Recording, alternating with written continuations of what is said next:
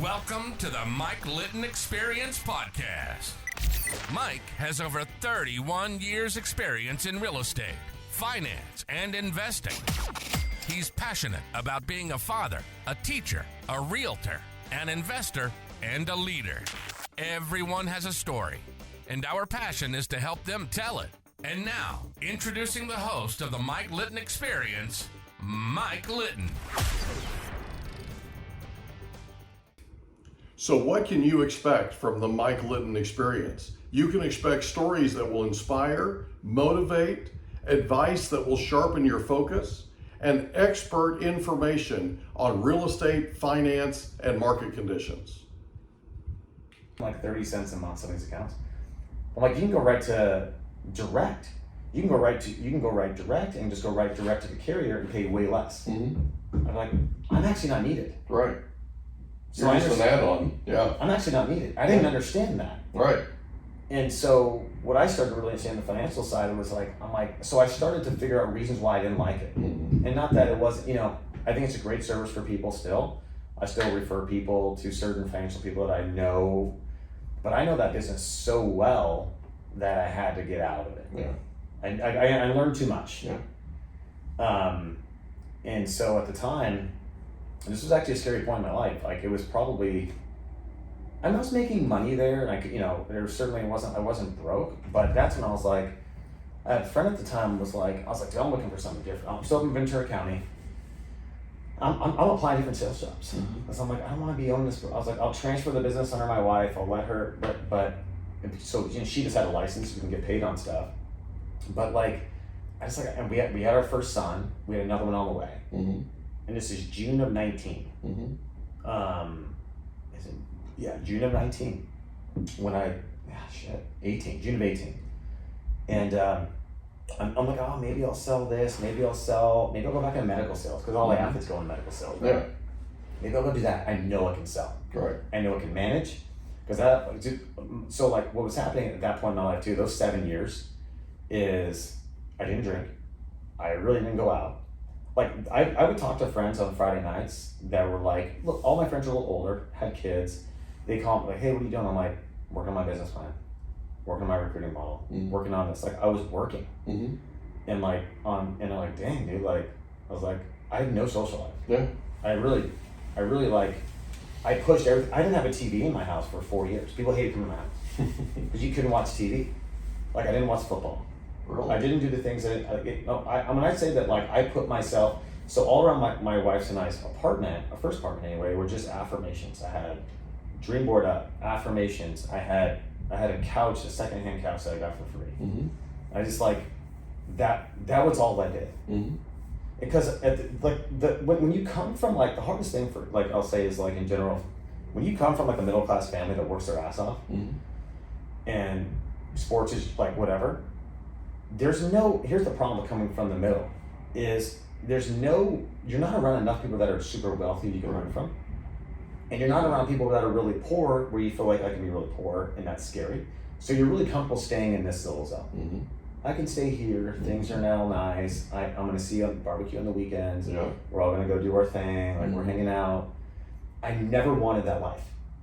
I'd be like, who lives as a kid, I've talked about this to my mom. There's this house we'd always drive by. It was on top of a hill. And I would say, Mom, I was obsessed with mansions. I'm like, Mom, who lives in the house? She's like, I don't know. I'm like, how do you get that house? Mm-hmm. How do you get a mansion? She goes, well, you got to make. I'm like, why don't we have a mansion? Mm-hmm. And those are like questions I'd ask my parents. So like my obsession over like being successful, wealthy, all those things was like, so I had my mom buy me a book at 13 called Beating the Streets. It was a stock trading book, which was like Chinese to me when I picked it up. But I was really interested in money. But I'm ADHD and diagnosed ADHD, where I could never read anything and remember it, so I wouldn't buy books. I didn't know I could learn, because I'm not kidding. Like in college, I got through Occidental. I didn't buy a book. I did not buy a book. And this is like good school. I barely got out of there. But until Audible came out. Because I realized if I listen and then I go to apply those things, my learning went from like, I could learn so much faster than people. And one of the things I did learn in that space, when I was working all those years, I would do 2 to 3 hours of a book a day. Cool. Minimum. Yeah. Of sales, Mm-hmm. financial, real estate, mortgage, whatever Mm-hmm. I could get my hands on that was recommended. Or if you go through my Audible, you'll see all these like levels of books. So I didn't have radio in my car. So no TV. I wouldn't listen to radio. I said I'm unfucking myself in some way, and I'm gonna get to the top of this thing. I'm gonna figure it out. And that has been my mentality. So when I came down, so here's the interesting thing is when I obsessed over the real estate side, and so I had a friend at the time who said, look, we're looking for a salesperson. He's like, we're only paying him $15 an hour, and the job's in Newport. I was like, wait, what? So he's living in Irvine. He's like, I'm like, so that's a 2-hour drive for me. Mm-hmm. And you're looking for what I know now is an ISA. Mm-hmm. I'm like, what are you guys doing? What's the business? He's like, well, we have this hedge fund, and the hedge fund's job is to buy fix and flips. Right. I'm like, why are you guys flipping everything? That's a stupid idea. Like, I don't understand why you buy flips, because I knew the vocabulary of the real estate side, and I knew that space. And I was like, and I knew sales. Mm-hmm. Like, and I know how to convert a prospect. I mean, selling people life insurance is incredibly hard. Yeah. That's not like an easy sell, because it's not. Most people don't buy it. It has to be sold. Nobody wants to talk about death. No. You know. I always tell like you can't. No one buys it. You have to sell it. Right. And I told my agents, you have to go sell it. Mm-hmm. It's not like, and so when I remember getting I walked in, so I had, because I had such a great network of people, I remember talking to guys like, hey, I need to short sell my house. I knew what a short sell was. Mm-hmm. I was like, okay. I was like, hey, I have an investment group, so I'll buy it. So I walked in the door. I drive into Newport, meet them, all this stuff. I'm like, okay. But I realized there was a network. The job itself, I'm like, what's this job? I'm like, who are these people in here? And no, people didn't have a college degree. I'm sitting on the phones, Mm-hmm. right? And I know you can similar, right? And you Mm-hmm. talk about like your transition. And I get into there and I'm like, hey, here's the deal, by the way. Mm-hmm. And they're like, wait, what? I was like, I think it's a deal, price it out. And they're like, I was like, it's a short sale. It's a listing. Take the listing. Mm-hmm. They're like, well, we're buyers. I'm like, no one's licensed in here. Mm-hmm. No one wants to take a short sale listing. You could charge the bank 5%. Yeah. And they're like, I was like, you're welcome. Yeah. It's a $500,000 house, or something like that. Mm-hmm. Short sale. I was like, go make 25 grand on the deal. Like, I Right. just walked money in your door. Right. And that's my first taste of the guy didn't know what he was doing. Mm-hmm. I realized, I'm like, you just raised how much money? Mm-hmm. And you didn't know that you could just list this person's house. Right. And this guy, like, I know the guy. He was one of like an agent referral from like an agent that I had a long time. I was like, yeah, they're looking to sell. So I get on the phone. So I bring in a referral. I get on the phones, and I immediately was just like, I unpacked the business. Mm-hmm. So what I realized at that time was they didn't have almost anything set up. They had money. They had bought houses. They had a system going on the external side. But so I'm there I'm driving 2 hours there and I'm driving 2 hours back. Mm-hmm. 10 to 7 was the schedule. Yeah. I'm calling consumers in the evenings, and I'm calling agents and brokers in the mornings. And I'm running this kind of playbook that I'd also run, but I'm teaching them, like, okay, if you're giving them the calls, here's what we're gonna do. And I immediately was like, okay. And I have a son, my other one's coming. I said, look, I'm gonna make calls from Ventura County. I don't need to come all the way down here. Right. I'm sitting in Ventura County one day. I'm in my office still. I'm still in my financial office. I'm like, I'm down to help you guys out. And they're like, okay, like, because I was like, how many deals are you guys buying a month right now? Like, well, and I'm like, how many are you guys buying a month? Like, how much can you? I don't know your math. You tell me. He's like, well, we're doing like 8 to 10, 15 or so. I'm like, how many are coming from this office particularly? So I realized that I was covering the call centers none for like very quickly. Mm-hmm. And I was like, so one guy calls me, he was a capital markets guy. He was going to raise about $65 million fund. Mm-hmm. I'm sitting in my office. I'm there 3 weeks a month. I'm like, hey guys, I'm gonna call from up here. Like, I'm good. Like, it's cool. I'll come down there, but it's only to do twice a week or so, or 3 times a week. And he calls me up. He's like, hey. He's like, where are you? I'm like, I'm in my office. He's like, can you come down to Newport right now? I'm like, it's like 2 o'clock. I'm like, bro, like, he's like, well, I got something I want to talk to you about. I'm like, okay. So I drive down to Newport. It takes me 2.5 hours, 3 hours. He's like, I want you to take over San Diego. I'm like, okay. He's like, we're going south of San Diego. We're losing money on assets.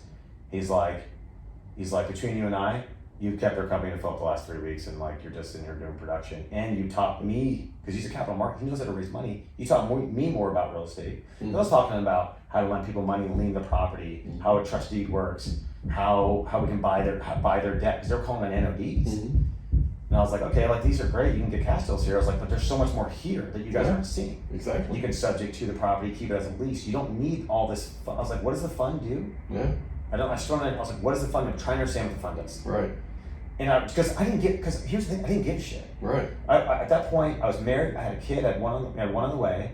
I was like, here's what you should be doing. Right. What do you need? And so he said, look, I need you, if you're open to moving your family to San Diego, the roll is close to 7 figures. And I'm like, well, shit, how do I turn that down? So I remember driving home, my wife, and like, hey, because our family network is built in Ventura County. Sure. I'm like, babe, like, I think we're gonna move to San Diego, you know? That was a significant time because that was a big change, because it was such, like, it was one of those moments where in the financial business, I always tell people I would feel like I was in this glass elevator screaming, no one could hear me. You could see it, and there was there was months, so what started happening is once I had issues with my licenses, there was months where I generate over 150,000 revenue and I get paid on like 12 grand. Yeah. And I'd be like, I know I can do the production. That's not there. I just don't have an And outlet. you're watching the income go somewhere else. To my broker. Yeah, exactly. So, but I don't have an outlet. I don't have an outlet. And so this, I was like, I finally feel like I'm seen professionally where I feel like I actually belong. Yeah. Because that was a significant pay increase. Absolutely. So how long were you with them?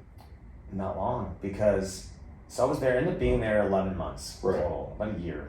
Is that where you worked with Christian? Yes. Yeah. So Christian taught me renovation up in LA. We spent like a few days together, you know? And then, I came down here and I ended up hiring 12 people. Quickly, I knew how to recruit, I knew how to train, I knew how to taproot people, I knew how to go find people who found people. I found new contractors. I remember, like it was a commando. I was the only person here. You know, there's a great agent out here in San Diego now. We networked to be able to hire him to help. He's Luke Middleton. Luke has a Middleton Luke's a good guy. Luke ran. I'm like, look, I don't know shit about renovation. Teach me. So Luke would teach me renovation. That's you cool. know? It's like, because here's the thing: is like when you don't know anything, the best thing is to say, I don't know anything. Right. People want to help. But I knew how to buy deals. Yeah. And that was the thing that like I was doing. I mean, ask anyone in that office that I would bring in 7 deals a month. I mean, 5 to 7 deals. Period. And I was like, I didn't know if that was a lot or little or what. There was a moment where, and Luke and I actually worked on this deal. We had this property over in Mount Helix. This is my first taste of what wholesale was, because I didn't know what it was. No idea. I knew fix and flip. At that point, it was immersion, dude. I mean, just like my worked up in Ventura County, I worked the same thing there, 7 a.m. to 7 p.m. But I'm on projects. I'm learning where plumbing lines go, and all the stuff that my dad taught me growing up about how the HVAC works. Yeah. And then the home inspections he would do, and I hear him talking about it when I didn't care. Right. It was there. I'm like, I So understand this. Yeah, that's what my kids are starting to understand. Right. My kids are starting to understand that they know way more than anybody else that they know, because they literally through osmosis learned all this stuff growing up in our house. Dude, I mean, 100%. My dad's the same way. Same thing. So I walk in, I'm like, I got this. So I had a really good grasp of renovation. And my first taste was, we had this property in Mount Helix, San Diego, and there was a massive landslide in the backyard. And it ended up being like significant. I think it was a $120,000 job to fix the landslide. So they had to sell this. They had a tenant living in the house. The owner just wanted unloaded cash, right, cash deal. And the agent, I'm working with the agent at the time, it's an agent deal. It's a cattle call of investors, 15 investors there. And so, but I knew the tenant wanted to buy the property, because then I ended up talking to her. She's in there and she's like, I want to buy it. I'm like, I don't know if you guys can qualify. At that point, I understood private money, I understood debt, I understood it well enough, right? And so I remember getting the deal, right? Getting the deal, and so we were gonna flip the thing at like, I think our ARV was like 670 or something. We had like 400 or something. which is because the house itself didn't need anything. It was a landslide. Yeah. And so I'm gonna call him Build-A-Berry. Did our engineer report, source report over there, and so I'm talking to a tenant, and she goes, "How much would it take to buy this off you?" I'm like, "So we just bought it at 400." I was like, "We'd probably sell it to you at like 550." And she goes, "Okay, can you help me buy it? I have the cash." And I'm like, "Sure. Let me refer to some private money guy, because not everyone will lend to a consumer." Right. And she ended up running down. I ended up referring her, but she ended up running down debt on her own. And we sold to her for $550,000. That was the first time that fund had never not touched a house and sold it. Right. It's a $150,000 deal. I was like, I can do this all day. Right. And it was like, because I build relationships with people, and I keep it simple enough, and I just listen to their needs, and if they can qualify or something, like give me an opportunity to do it. Right. And so I'm sitting there and I'm like, okay, so my 11 months of that fund, I did $2.5 million in revenue. That's beautiful. My first 11 months, right? I was like, okay, like I understand the space very well. And that's when I ended up kind of dreaming up the idea to start my business, which was the flip, wholesale, private money lending, creative finance business, because I'm like, I know it so well. You know, I've recently separated from previous partners, and now I have just my own company, and I have great people, great employees, you know. And so how long has it been since the fund? The fund, that was 3.5 years ago. Okay. Yeah. So 3.5 years ago. So now you're wholesaling private money, fix and flip, private money, flip. wholesale. Yeah. My lifetime sales since I started that business, and I don't share this super often, but last year I did 7.25. Yeah. 7.25 million. And my lifetime sales in real estate, because I'm just tracking it as much as I can, is always over 8 figures. That's cool. And like, dude, yeah. 26, I was in my parents' house. I'm 37, you know? So like, certainly market timing has something to do with those profits, because when the market was steaming, but at the end of the day, like, I developed this really good skill set on valuing, buying, acquiring properties and not being too cute. Yeah. And keeping it simple. Yeah. And being, you know, and I realized, like, if I can build a model, and this is where, like, for me, it's just like I can be as creative as I want to be within legal guidelines of real estate, but like I can be as creative as I want to be, and I don't need to play by everyone else's rules. Right. Because I think that what's funny in the real estate business, and this is in financial services too, is I pay attention, I see agents and I see lenders and all that stuff, and everyone's like, how did, you know, I get these questions a lot, like, how did you build it, what did you do, and all that. I'm like, dude, I just never knew there was any other way. Right. It's so like, almost like the coming from a totally different business was the best thing versus growing up in something where you're conditioned that this is how it's done. There's a certain way, this is the tradition. One of the things I definitely knew though was that the brokerage model was broken. Yeah. It's a broken model. It's very, very hard, because I did it. Yeah. And I did it in a model like an EXP or like a Real, where you can recruit and it's a retention model. Yeah, network marketing type thing. It's a network marketing business, but really what that business is, it's a 1099 model with a career path. That's it. Yeah. And so what those guys understood was, if I can, and it's now as a broker, your profit center is always on the sales, but your profit center recruiting is also in your recruits. And so I realized if I can stack revenue different ways in a real estate side, then build a recurring income and really understand the valuations and the debt and the equity, and build like, you know, like, there is no greater business to be in. I agree. There just isn't. Yeah. Like, all money flows towards real estate assets. And so I used to go gouge people. Can you put $50 a month put into your kid's college fund? You know, pulling teeth, to now people calling me saying, hey, I have 100 grand, I have 200 grand, I have $1 million, I have $2 million. Yeah. Can you do something with it? I'm like, I think so. Yeah. So my wife goes on a trip with a friend of hers, her best friend from college. Yeah. And she says, you know, what's Mike doing now? And she goes, well, he's getting ready to start buying apartment complexes and fixing them up. And she goes, well, we want to invest.